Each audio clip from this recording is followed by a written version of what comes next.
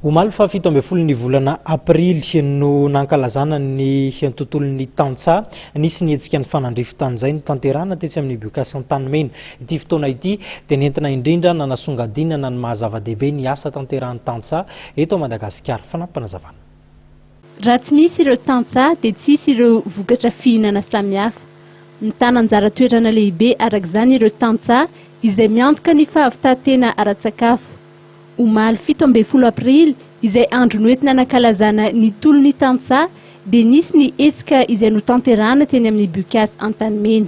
Eto amintsika eto Madagasikara dia misedra olana maro be ny Tantsaha amin'izao fotoan'izao. Ny Tantsaha izay heverina fa ho isan'ny hoe ireo mpiantoka ny sakafo, miantoka ny sécurité alimentaire na ataontsika hoe fiahina ara-tsakafo ny firenena amin'ny ankapobeny, miantoka ny fahavitantena ara-tsakafo ny firenena. Izay zavatra izany dia isan'ny mampatonga ny hoe mampandinika amin'izao fotoan'izao ireo Tantsaha heverina fa mpiantoka ireo dia misedra olana maro be ary lasa ny fianakaviany ary tsy velony amin'izao fotoan'izao.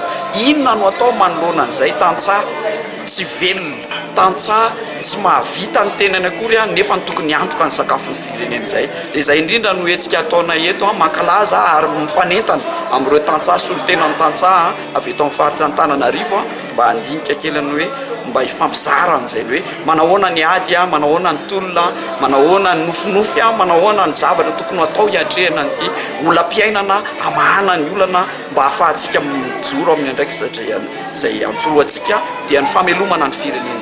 Nampiratina teto Antanimena Omaly ireo vokatra samihafa ary ireo vokatra voahodina ihany koa.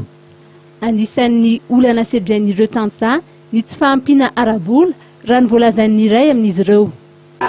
Hoe tsy fampinan'ny arabola dia manjary hoe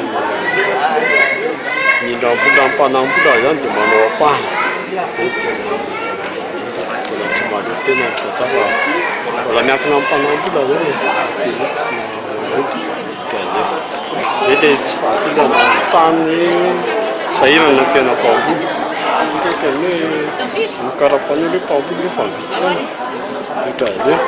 Tsy manana le fond enti-miasa zany izy tsisy manampy akio fa dia mbola izay le hoe mpanambola ny tena manjakan'le izy dia ohatra hoe manao apaha izay dia lasa hoe fatelinaina zany efa ny olona zany nefa tsy mikarakara tsy amin'ny.